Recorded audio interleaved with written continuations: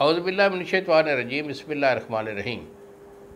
कुश्ता साद हकीम बाबा सैफुल्लाह की तरफ से मेरे तमाम दोस्तों को अस्सलाम वालेकुम व रहमतुल्लाहि व बरकातुहू। जी तो दोस्तों, आज मैं आपको किल्लत मनी के बारे में बताना चाह रहा हूँ। देखो, किल्लत मनी क़ुव्वत ख़ास के जितने भी इशू होते हैं उसमें एक ख़ास जो है ये अपनी नौइयत रखता है।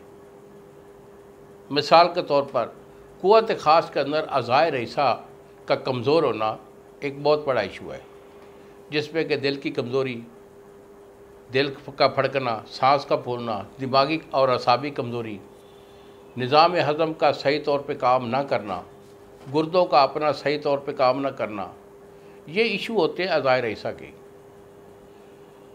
और जो मादा मनविया का कम बनना जो इशू होता है, ये भी एक मेजर इशू है। जिन लोगों में अज़ाए रईसा तो कभी है मगर उनमें मादा बनना ही कम हो चुका है, तो उनको कई दिन बल्कि कई महीने गुजर जाते हैं, उनको जो है शौक़ ही नहीं होता वाइफ के पास जाने का, हम बिस्ती करने का।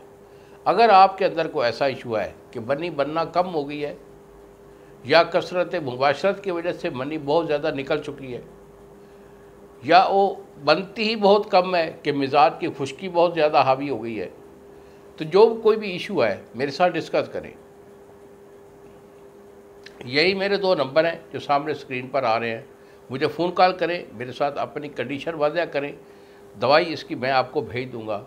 ये मेरा 1-1.5 महीने का इलाज होता है। अल्हम्दुलिल्लाह, जिन लोगों के पास मादा मनविया कम होकर और शौक़ उनका हमबिस्तरी का ख़त्म हो जाता है, वो अल्हम्दुलिल्लाह बिल्कुल ठीक हो जाते हैं। इन्हीं अल्फाज के साथ इजाज़त दीजिए बाबा जी को। अस्सलाम वालेकुम व रहमतुल्लाहि व बरकातुहू।